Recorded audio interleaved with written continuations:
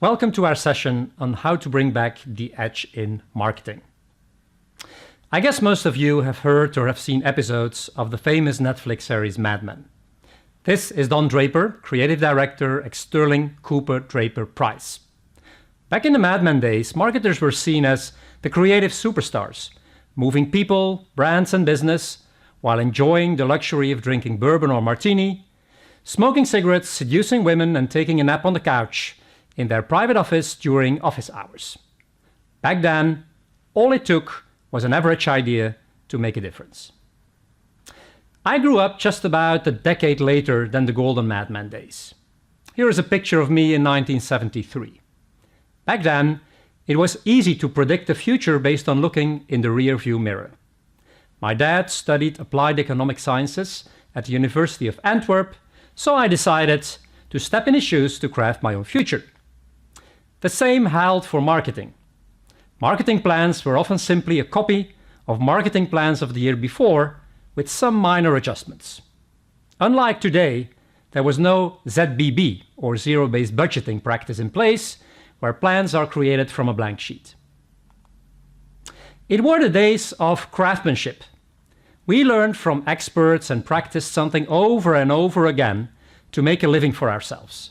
Think about the 10,000-hour rule that tells us we can do and learn anything when practicing something for 10,000 hours. Craftsmanship also ruled in marketing. Kotler developed a marketing Bible, telling us how to become a great marketeer and advertiser. Marketing awards were introduced, and business schools started to make it part of their curriculum. And finally, as you can clearly notice from this picture, scarcity ruled. People made a difference by owning scarce resources, such as knowledge and information, that other people didn't. The wild Madison Avenue days were also characterized by scarcity. Only limited products, brands, communication channels, and information was available. The only thing that seemed to be available in abundance were creative ideas. We could say the marketing community was dominated by average thinking for a long time, with Kotler's STP model, segmentation, targeting, positioning, at the core. We were defining consumer segments representing the average consumer.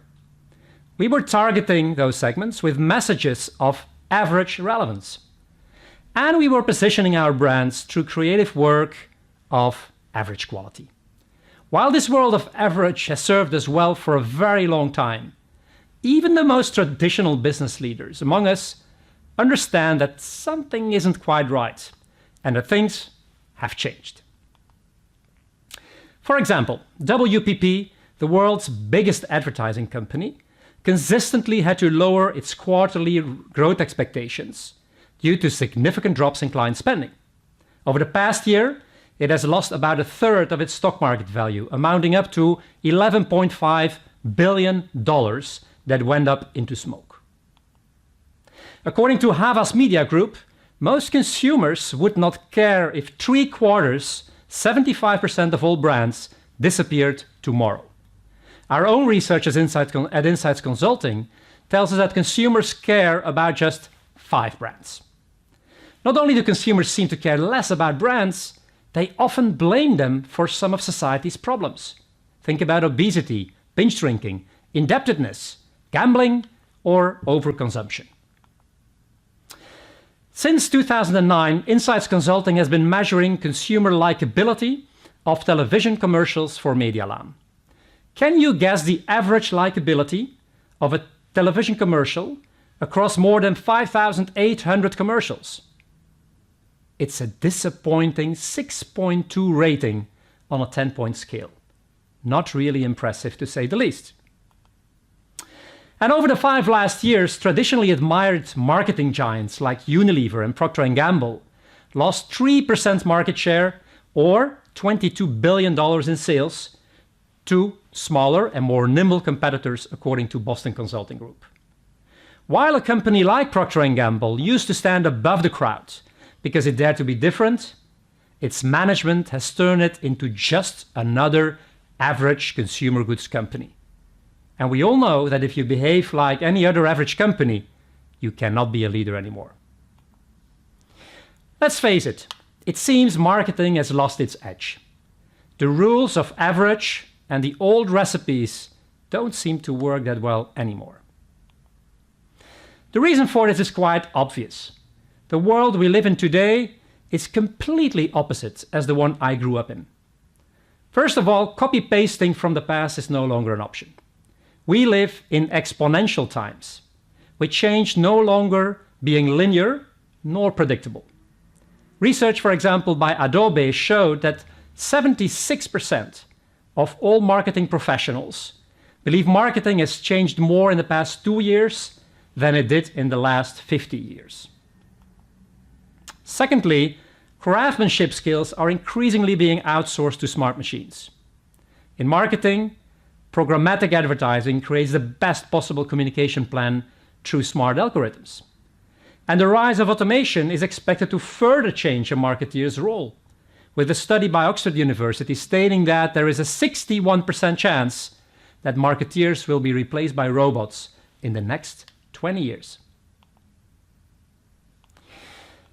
Finally, while the old world used to be scarce, it now seems everything is available in abundance. Ever since Gutenberg invented the printing press around 1440, knowledge has increasingly been democratized, even commoditized. Consumers are bombarded with an excessive number of brands, products, channels, and media. It means we need to rethink how we create value when everything becomes available for everyone.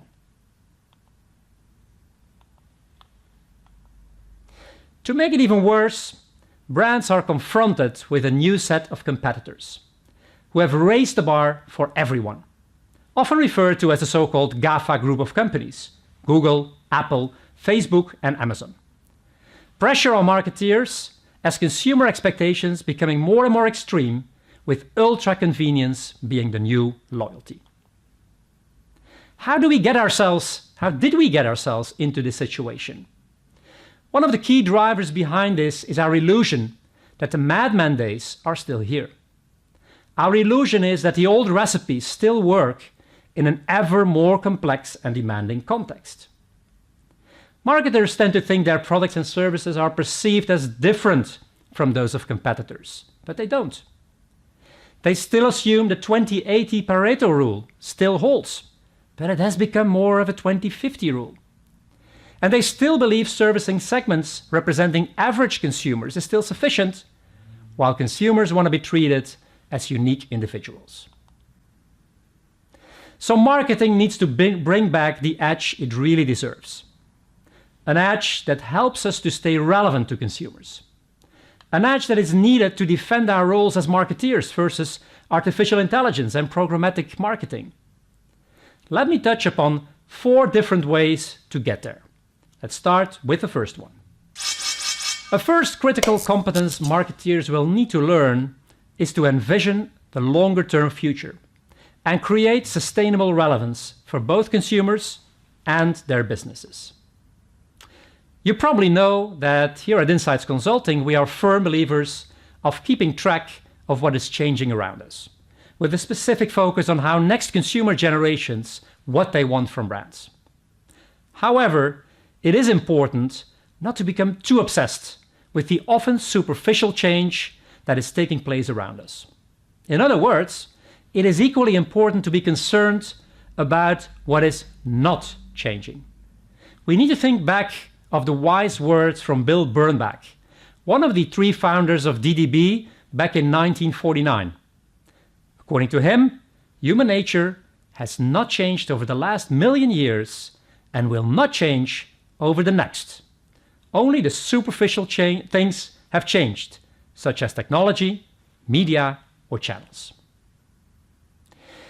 Thinking about what is not going to change is hard, because we are being confronted with transformation and disruption wherever we look. It requires counterintuitive thinking to pay attention to what is not changing and to envision this longer-term future.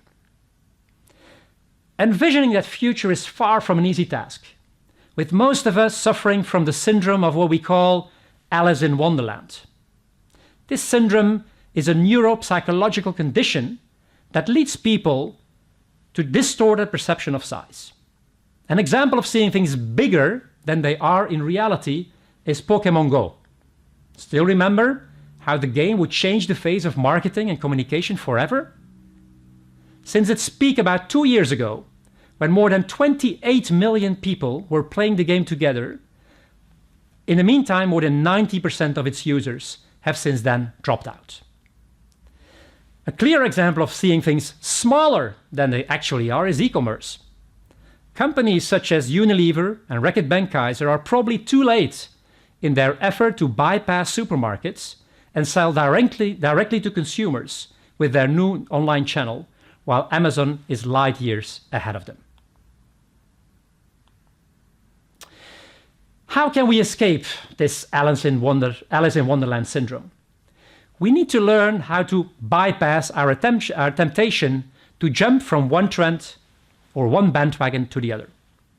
We need to go back to the deeper human truths and insights that are more eternal, more bigger than the superficial everyday changes. Taking this longer-term perspective does, however, not contradict with being flexible and agile. Think about Facebook. While Facebook has a clear vision on what it wants to achieve in the next 10 years, it revisits and adjusts its 10-year plan every 6 months. Every Facebook employee receives this little red book in which everyone is challenged to invent the thing that will kill Facebook.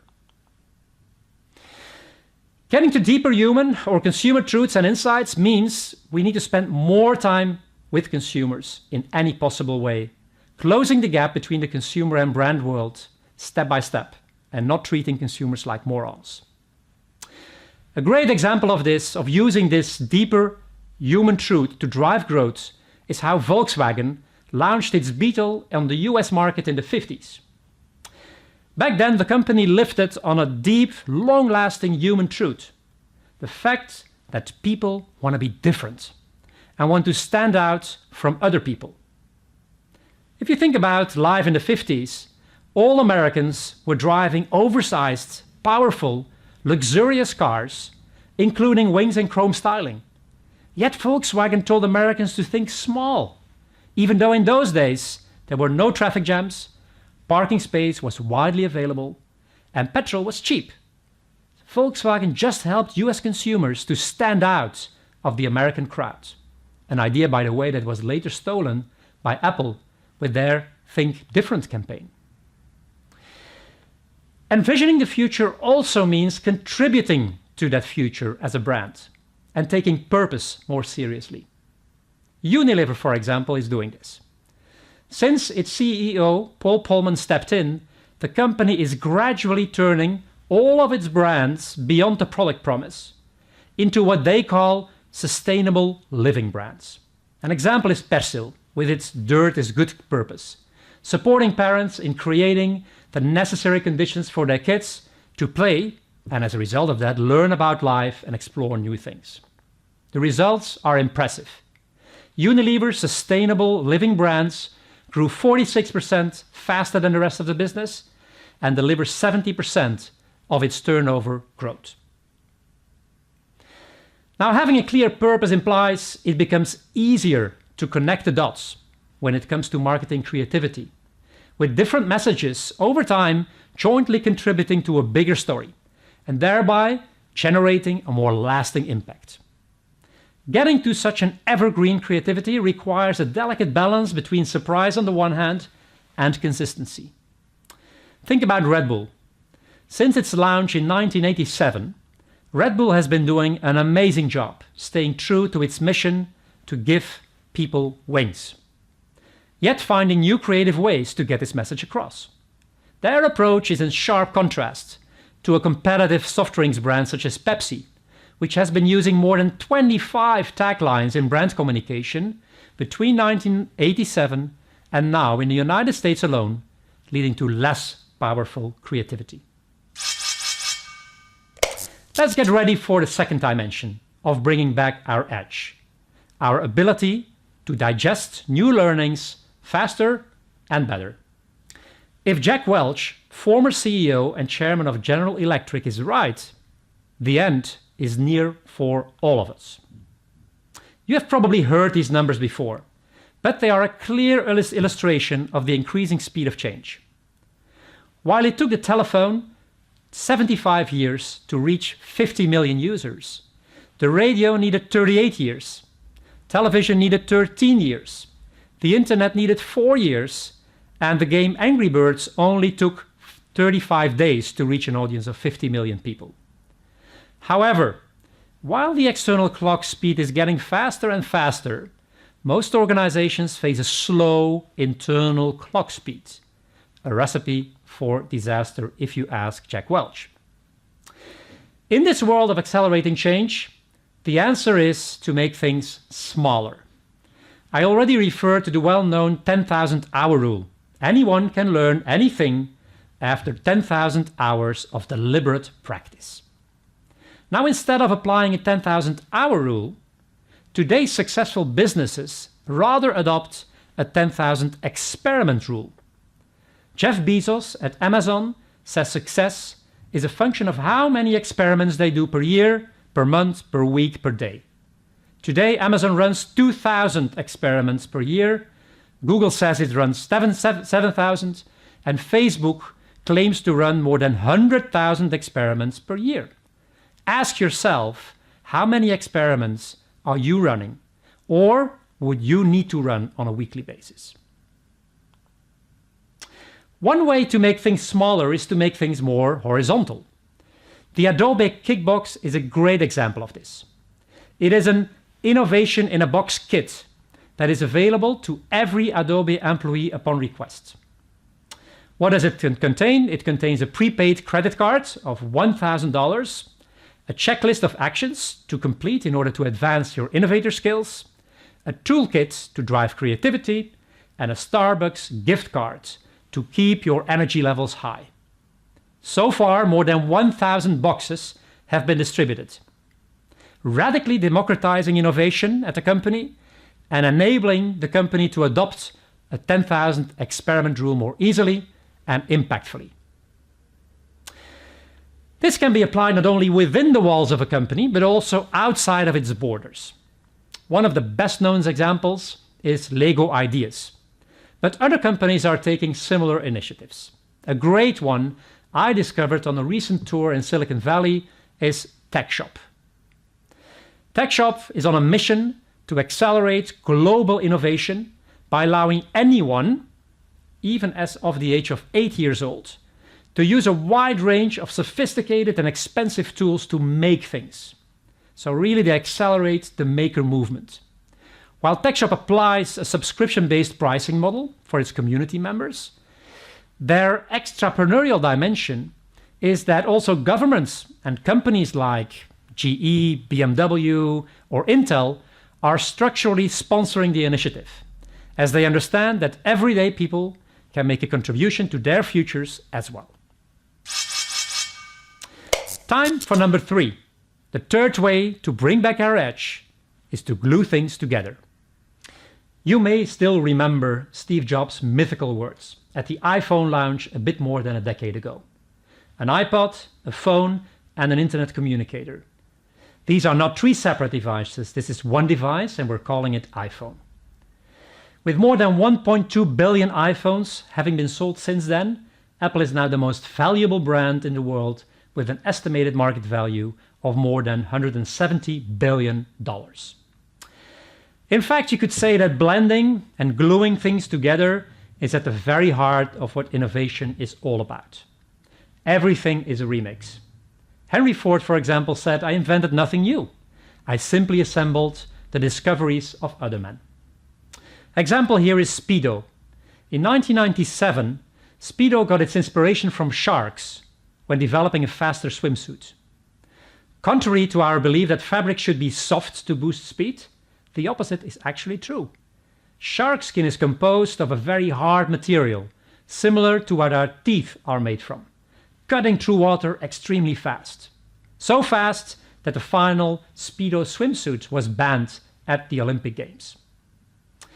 So a big part of the future will be about gluing things and people together, with brands needing to embrace an and thinking rather than an or thinking. Companies like WeChat are typical examples of this one-stop shop principle. They radically raise the bar when it comes to delivering extreme customer experience and convenience by bundling assets in one single place, just like a Swiss Army knife. A good example here is the longboard stroller from Dorel Juvenile, combining different elements to come up with a breakthrough innovation. In a project we conducted for them to better understand how Queenie can help urban parents in large cities to improve mobility, consumers kept on pushing a concept and idea that in the beginning was a no-go zone area for the company. Having built its corporate strategy around safety, bringing a longboard stroller to the market did not seem to be making any sense. Yet, as consumer excitement was so strong, the company decided to go for it after all. Another great example of gluing is Volvo. We are all familiar by the car by Volvo. But Volvo takes it a step further with their Care by Volvo. This subscription service bundles everything you can think of when it relates to mobility. You pay a flat fee, and in exchange, you're able to replace your car every 24 months, to borrow a different Volvo model when you want, to benefit from fuel or wash-on-demand services, and even to get your online groceries delivered in your car's trunk. It's a strong example of gluing things together and thereby redefining the traditional roles of car dealerships, finance firms, and insurance companies. Finally, let's take a look at the last element of edge. Probably the most important and most underestimated one is to bring back our edge, is to earn consumers' attention and to earn their respect again. There is no better way to put it into words than the way David Jones, the former CEO at Havas, has formulated it. We need to move from marketing to consumers and instead focus on mattering to people. In other words, brands need to let go of their egocentric perspective on the world and think of consumer relevance as their absolute priority number one. We all like to think that our advertising messages, for example, are timely, relevant, and welcome to consumers. But deep inside, most of us will readily admit we're just annoying people. Even worse, we're scaring consumers by giving them the impression that we know too much about them. Today, more than a third of all US internet users block ads, according to a study by Adobe. And GDPR will put a stop to unrequested messaging. And traditional media are increasingly experiencing drops in effectiveness, with media on demand such as Netflix redefining the media landscape. A proven way to earn respect from consumers is to experience their struggles, their aspirations in a direct way. At Prima Donna, a lingerie brand focusing on women with larger breasts, they understand that one of the best guarantees to earn consumer relevance is to step into their shoes, literally. The company wanted all of its male employees to know what it's like to haul around an extra 6.6 pounds on their chests and labeled the initiative as the International E-Cup Day for Men. By directly experiencing the pains large-breasted women have to go through, it's one of the best guarantees to drive relevance for them and hence earn their attention, their time, and their spendings. Fantastic example. The best recipe to be relevant and earn consumer respect is also to engage directly and work together with consumers. Patients Like Me is a great example. The initiative was launched back in 2004 by family members of an architect who had contracted ALS. Today, Patients Like Me has more than 200,000 patients on the platform and tracks 1,800 diseases. Patients Like Me is committed to putting patients first, enabling them to share their real-life experiences and to help themselves, to help other patients, and to help organizations cure their problems. Summarizing, it's time to say goodbye to the era of average and to bring back the edge marketing really deserves. First way to do this is to envision how your brand can play a role in people's lives 10 years from now. And don't get stuck into over-focusing on superficial short-term change. Second one is the D from digest. Digest knowledge and learnings faster, so you are able to bring your internal clock speed in sync with that of the outside world. Third is to glue things together, driving innovation and consumer benefits from integrating and bundling products, services, media, and channels all together in one place. And finally, it's a matter of earning real attention from your consumers by stepping into their shoes, feeling the same pains and enjoying the same aspirations as they do. I'm not saying it's going to be easy, but I dare you to get behind the steering wheel, even though your feet might not yet just reach the pedals and you can't fully see through the front window. But we all need to shift gears up in a world of acceleration, automation, and abundance, and radically say goodbye to the age of relevance. If you want to read more about this, check out our recently released full paper called Edge. May the force be with you, and thank you very much for your attention.